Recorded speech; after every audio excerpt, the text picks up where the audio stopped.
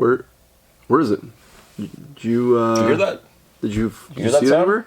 Where is it? Oh, it's nothing actually. I don't hear anything. You don't see or hear Warmachine? No. Ooh. I haven't even just not even a little drip in the background. Just We need the tumbleweed emoji to go across the screen. Yeah. Hey guys, welcome to the Lords of War Games and Hobbies video. I'm Chris, this is Jay, and if you're tuning in for the first time, we are a couple of hobby store owners. We've been in this business a long time, and we just like to shoot the breeze and talk a little bit off the hip, if you will, about industry news, what's going on, or not news, not news, noodle, don't noodle, whatever, yeah. And share it with you guys, and hopefully you get some entertainment out of this. That's the goal. Mostly entertainment. Yeah. We don't claim to really know anything. We're just kind of not really. No, the commenters know everything, so they're pretty. Oh good. yeah, they're pretty good at that. So look below. You'll get some real good essays you get some here. Good essays and comments. And it'll be a good thing. Just like how many people come out to defend Warmachine here from this? Oh boy, probably not many. I can't. Not last time they sure didn't. Not like the Malifaux community. No, those three guys were so they were worldwide guys. They were mad. Yeah. So like. We covered a bunch of the Warmachine kind of like stuff maybe 12 months ago. We were making pretty regular videos about... Last summer. Yeah. Was it last summer? Well, like I want to say July or something. July or August. They basically said, hey, maybe it was June even. They're like, we're buying games. We bought them. Yeah. And we're bringing it back. We're bringing it back. Even though it didn't go away, we're bringing it back. Yeah. We know what we know. It was like a rebranding. Yeah, they like tweaked the symbol. They got rid of the 4. It's just Warmachine now. Yeah. They tried to scrub any bad taste and say. Look, it's a PR thing, right? It feels a lot like we have all this bad PR, and you go out and hire a PR firm, and you're like, we need to like launder our reputation here, so that we get a fresh chance. Sure. And I guess the point of the video today is to kind of talk about how effective that's been. And has anything happened? Has anything at all happened? So now I will give them, or start with just a little before we get into just pure negativity. It's not. Well, I'm going to have some nice things to say too. I think Jay wants to just punch down. Well, the point is that they had a seemingly or realistically a pretty big task. Huge task. Herculean because task. This was like a game and IP that was like pretty down there. Not really in the gutter. I would say it was in the gutter. Like it was off. Just to set the table, if we will. Yes. Like barely any shops had this on the shelf. Correct. Maybe none. Mm-hmm. Like there was a handful left. If they had it on their shelf, it's because they couldn't sell it for cheap enough to get rid of it at the time. Right? There's like one gentleman who's like a customer here and there for a long time since we opened, and he was like the greatest champion of that game. Wonderful dude, yeah. In the area, I don't know what do you want to call it, in the 100-mile radius or whatever. And he would be running the biggest event around every year, or several of them, with like team tournaments and qualifiers and all that. And he used to love telling me about it. And I haven't heard a single thing. He wore all of the Warmachine hats. Yeah. He had a great pulse. It was a great guy to talk to because he got a really good sense of the situation. And when he started diverging way more resources of his time in hobby time into like Marvel Crisis Protocol and 40K and anything else, I was like, oh, this is truly because he had still been monetizing the gaming community years after the decline. Yep. Pretty effectively. Yep. But I mean, it's like just like anything. Like if you're not replenishing people that leave the hobby, it's the leaky bathtub theory. If you never heard about it before, the hobby's a leaky bathtub. You're constantly losing hobbyists, so you have to replenish it with new water, right? Yeah. So any miniature game that's not doing that, actively recruiting people, they're just getting smaller every year in size. Yeah. So they had a big task and a lot of things to do, and so this stuff doesn't happen super fast. I think they tried to lead with what I would describe as reorganizing and reboxing and things like that. They kind of looked at like, well, these are the things that were in the pipe, I guess, and let's get these like out. And let's see what we can salvage and get that out. And then we're going to promise a new starter box, which I think is out, but I have not seen it in a while yet. I think probably not printed in huge quantities, but like I would say that new plastic starter box seemed to do well because it looks like it sold through at the distributors. That's good. So like they got it in. People that wanted it got it. I think like so they kind of picked up Warmachine at a weird time too because like Mark IV was still pretty new. Yeah, like it had maybe been a year old or something. Like it's not even that. It was not even that new. Sorry, not even that old. And they had already kind of like decided to do some things that I think I don't like necessarily love. Like they were trying to reduce their SKUs, which I think is overall a good thing. Yeah. But they did it to almost like an extreme where like the only products available were like these like big army deals that were like going to retail for like $200 or whatever. Right. So like the only way to like dip your feet into Warmachine is through these like massive box sets. And we've seen it, like we've been ordering some stuff for a few customers here and there, and like just getting the stuff in, you're like, okay, this is like the starter box, and it's like well over $100, and it's resin pieces, and it's like, you know, there's I'd say it's like it's not as approachable.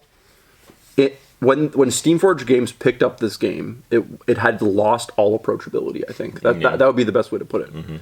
And I get that the guys there are trying to bring that back. They're trying to find a way to make it approachable again. Yeah. I know a lot of guys that watch this channel also watch Gorilla Miniature Games, and he did a good review of the 2-player plastic box set. And one of the things he talked about was how it like kind of utterly fails the Christmas morning test. Ooh. Which kind of sucks, right? Like you can't just open it and play. That's the no, point of the hips. You can't open it and play it. Like so, because it, and this is like, I think, you know, Ash obviously being of our vintage as well. Like he's only a little bit older than us, right? We're all kind of in this age bracket now, but like you can tell by his hair, though. You know. Oh snap! Just shots fired. Yo, I gotta see him tomorrow. He's gonna be like beat me up or whatever. So, you know, there's certain things, I think, expectations of, like, if you've been in the hobby a while, like, you want to see certain things. Like, the fact that, like, you had to use a QR code to get instructions. Like, they don't have printed instructions. And, you know, that might not be a big deal to some people, but I think there are a lot of people that, like, still want that and still, you know, don't want to have to use their cell phone to, like, build things off of and stuff, you know? Little things like no dice in the box, no, rules in the box. Printed rules, so it's all digital, right? So it's like it's like you get it's a box of models. So like that's probably okay for that like Crix Army box that like the fans are buying now. No tokens in the box, but for the main starter box, that's a bit of a head scratcher. Okay. Yeah. Okay. So I think like learning curve. To me it's kind of ironic because like Steamforged Games is so excellent at like these like things, other things they make, like the D&D products they make, where they have like these like a box of an encounter which has like literally everything you could possibly dream up of to need for that encounter. We're gonna fight a bat demon. Okay, we get the model. It's beautiful. We got like a board to play on here. We got tokens. We got game aids. We have everything printed and ready to go in the box. It's like there's this weird dichotomy that happened where it's like, why doesn't that apply to like the wargamer experience, right? So, well, yeah, this is they're trying to salvage and recoup, but it based on what you just went on to explain there, that's a bit odd for what's supposed to be the start, because to even what at that point, why even bother make the minis in that box in the nicer material, or supposedly, right? Because like if that's their special, their plastic that is like a one piece or whatever, or they're like single piece basically pre-assembled. The hips, like what they sell in their epic encounters, and those are like the what I would call them, like the board game plastic or whatever. Yeah, but it's like we saw it in Guild Ball. It's like a really high quality board game plastic. Where you're kind of like, as a hobbyist, you're like, I kind of like this. So your point there is almost like, and this is, we kind of made this guess because they said this in their thing. They're like, we're not making everything in that because I guess it costs more in the hips. Yeah. Well, because it's a redesign. Yeah. Whereas, the other stuff they've released prior to that is stuff that's being 3D printed and like just recast or like just taken some things and kept some things and tossed away other things. But anyway, the model production there is like they're not having to redo that. They're just kind of like using what was already there, which is like cheaper. So then for them to make the starter box and the hips is like, that was a big deal for them to do. But then I'm like, so then but not giving like the nice rule book, and so there was some like, are they just trying to like max the margin on that box to make up for the money they spent acquiring everything? It feels like it's funny because it's like going 90% of the way there to like this great place, but like they didn't want to do the extra 10% to get like, you know, I don't know, and maybe it's just. Do we know what it retails for? I guess we can look that up. Yeah, I think it's like. I'm just guessing because I remember looking into it and because we were like we've been, I would describe as like super on the fence this whole time about like, what, are we going to bring some in? Are we not going to bring some in? Yeah. We've just kind of like been cruising in wait and see mode. Where's this going? Yeah. Yeah. And for me, the starter box was probably like, oh, okay, this is something that I can see having a couple on the wall and you know, and not feeling bad about that. But if it's not really a starter box. Right, and this is where like it kind of, I feel like Steamforge is in a tough situation because it's so hard for these small companies. What like I look at Corvus Belli as another example. It's like if they just came out tomorrow and did like one of their like Operation Sandstorms or whatever, and all the model sand trap. It was a sand trap. It's a trap of sand. It's a trap. Yeah. Sandstorm. It's not a storm. L trap. So many of them are storms. Though. There's like ice storm. Cal storm. Yeah. They went. Okay. Yeah. Okay. I would have gone with sandstorm. They did ice storm. I would have gone with storm. Sand trap. Anyway, yes. You good. Continue. And they had fully like Hips plastic in the box. Mm-hmm. My initial reaction would be to be excited. I'd be like, that's really cool. Mm-hmm. But when you talk about user experience and like what you're actually getting, you're like, well, as soon as like my experience goes beyond that box set, it's completely like not that anymore. Yes. So that's where it's really tough. Like I feel like you need a full commitment to be like, this is where we're going. All the stuff from here on out is going to be like this, and then you can build a new customer. Going forward, right? And that's like a commitment. People will buy into it at that point. It's almost like you're starting a new game in a way. Whereas if you just put out these like one-off products and you're like, yeah, this is cool. We have a hip starter set. Okay. After the hip starter set, you still need to buy 3D printed resin models. And the modeling, I'm going to get butchered here in the comments probably, but for those of you that don't feel this way, that's fine. But there are just as many, if not more people, trust me, I've been in this business a long time, that feel this way. Trust me, bro. That is it. The building of bottles and the material they're made out of is a huge part of it, right? Yeah, sure. Huge part of it. Yeah. So the customer experience, right? I mean, I just have the mental problem of to pay as we witness one of our customers deal with this when they requested some of the recent minis, and we brought them in and they opened the box and they're like, okay, these are all printed models and all that, and you're like, which they knew ahead of time. Yeah, they knew, but it was like another thing to visually see it. And then I'm sitting there being like, so you're paying a premium for something that can be printed on a home printer, whatever you want to call it. This is that's where I was. This is where it gets tricky. Why is this right? box going for $200 CAD or whatever it is? For so that was a bit. It was a bit, at least on the Anyway, I had a hard time rationalizing that. Yeah, I was like, okay, I will say, having like handled those models myself and like how to go with them a little bit. All right. They to their credit, they go together well. Like to me, there was no pieces like. There's no pieces that didn't like fit flushly, and like the details were nice, and they were fun. Yeah. As far as print, like 3D printed stuff goes, like it was high quality. Once it got like primed and started painting, it looked good, looked solid. Yeah, it looked really good. Like no problems. So you couldn't really tell probably after that at that point, right? Yeah. So I thought printing was supposed to make it cheaper though, Chris. No, that's for at home. That's for. Steamforge hasn't gone there yet, where they're like selling STLs or whatever. That's when you know the house is on fire. Or whatever. Yeah. Like when, yeah. So if Timmy can just print it to his dream's desire in the basement. So basically, the crux of this, the title in this video is really like, it's been 8 months. They promised some things have come out, and it's still, at least around here, maybe we're biased or whatever, but at least among our like customer bases, people that frequent here, it's very crickety. There's just not much. There was a little bit of buzz. I think it's fair to say, right? Like we had a little bit of buzz in the beginning, like maybe 8 months ago, 6 months ago, like you said. People were a bit excited, and I guess time has attritioned that buzz away a little bit. Yeah. And now, you know, we through our hobby store network of, you know, friends and stuff like that, I do know a couple shops that brought in like a small kind of tasty sampler, and it's done okay. Okay. Yeah. Now, I think that's like my like business brain is like, well, it's probably good that only a couple stores did that. Yeah. Because the market is still really small, and like, needs more time. You know, it's a very online kind of like business now. You know, I know one of my friends who runs a shop in London, Ontario. He was basically saying like most of the sales he's making are online. So like, it's not like he has a local base of people that are supporting it. It's just like he's getting people from all across Canada buying it because they're excited. Right. You know. Yeah. So demand is still low, but like there isn't like I would say like it has ticked up. Yeah.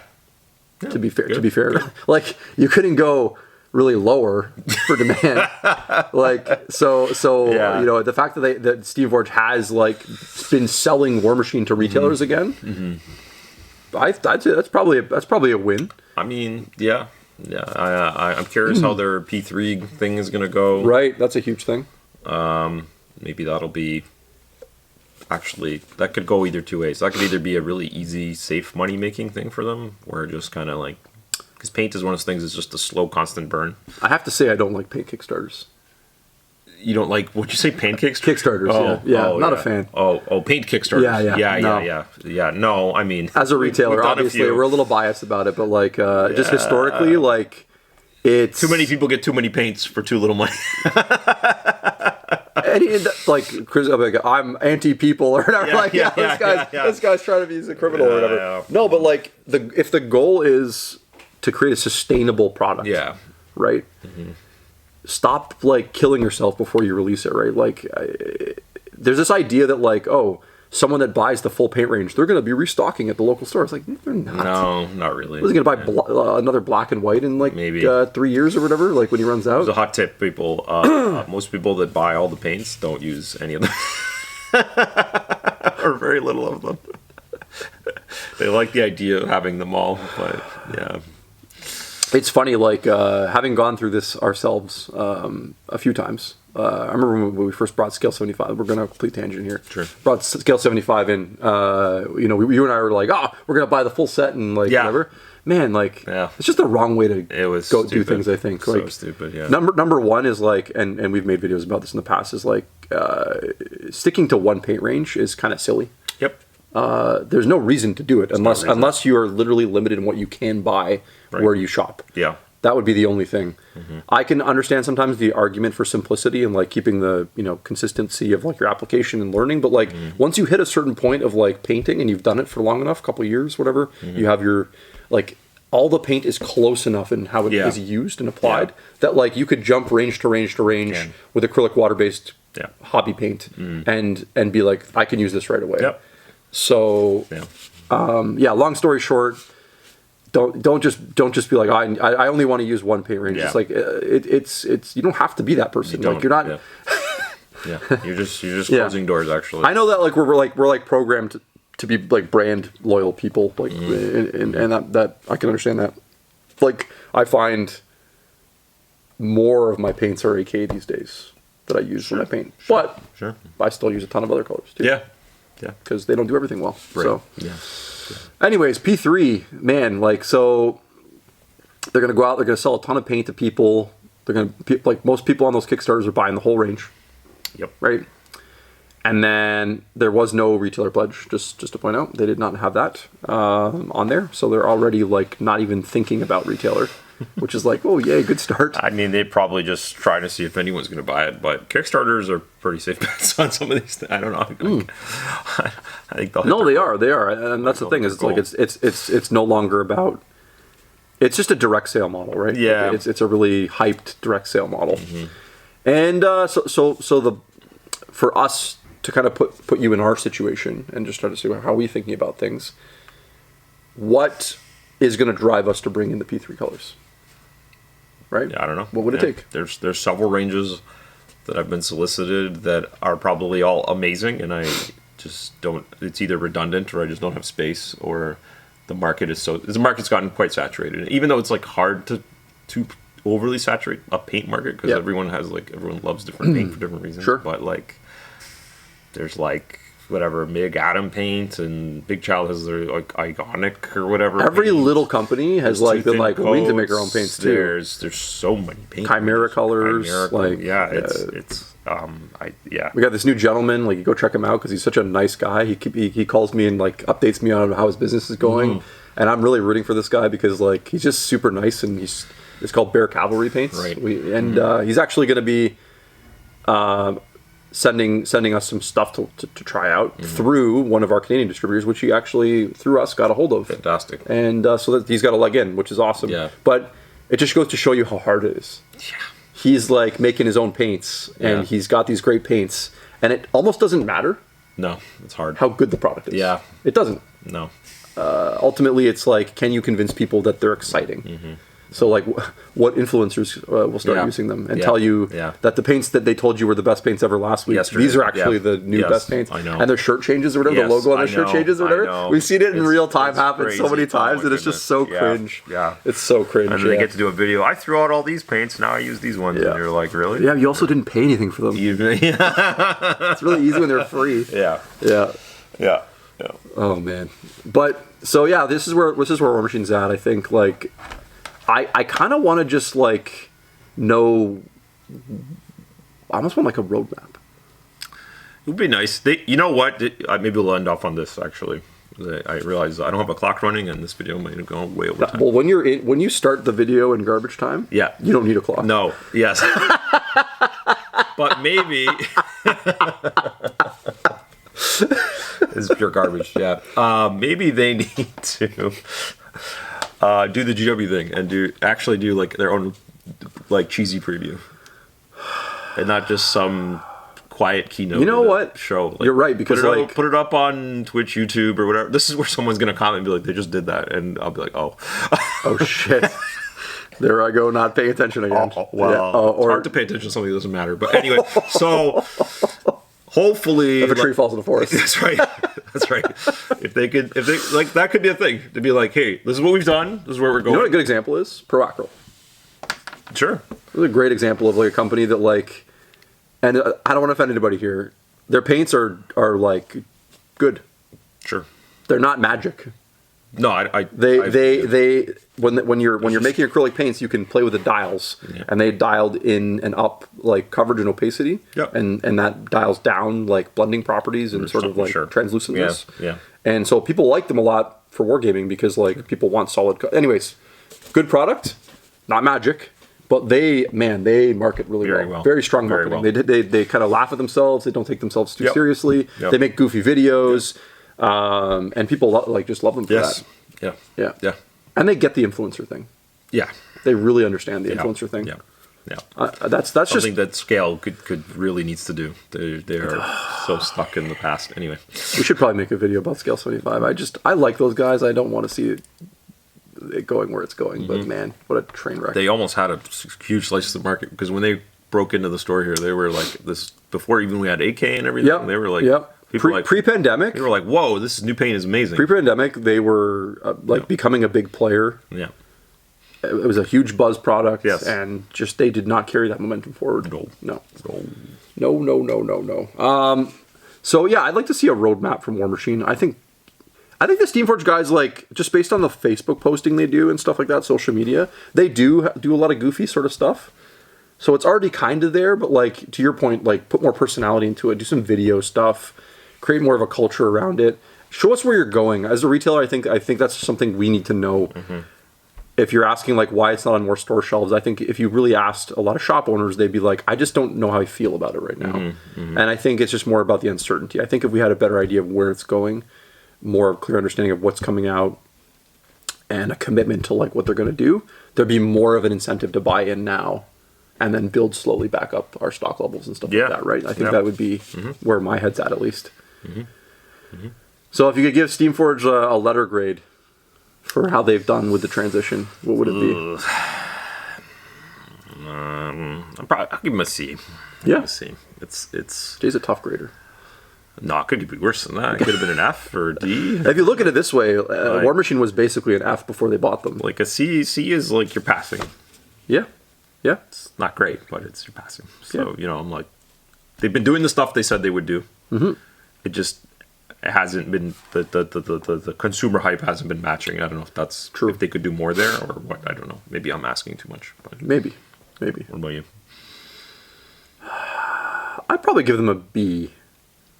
I know that's I'm a generous grader, I guess. Like I just I guess it's because like I felt like it was a bit of a like ridiculous like such a huge task. Yeah. It is. And that grade I think that grade is like a tentative, like I put that in pencil. It's like midterm. It's like, okay, you're kind of trending this way. Yeah. I think you can get that B. Right. Yeah. But you might not though. No. You might not. If you had a gun to my head and I had to put it in ink, I might lower it a little bit. But like, yeah, it's hard to say. I think. Yeah. It's not an easy task, and so I mean, if you guys are still talking about Warmachine, interested in Warmachine, obviously you clicked on this video and you've watched this far. That's crazy. Let us know what you think and how you think Steamforge is done. Even if you haven't collected it, do you have a more positive view of Warmachine today than you did a year ago, 2 years ago? How is that? Do you think about it at all? That's also, I would like to know that. That would be like, I just curious. Like that's important. Anyway, thanks for watching, guys. We really appreciate it. Check out our Patreon. I have to like stop myself. You do, because I'm like my brain's broken. Yeah. And you can support us on there. That's where we get a lot of these topics from our Patreon members. Thank you for supporting us. We really appreciate it, and we'll see you guys next time. Thanks.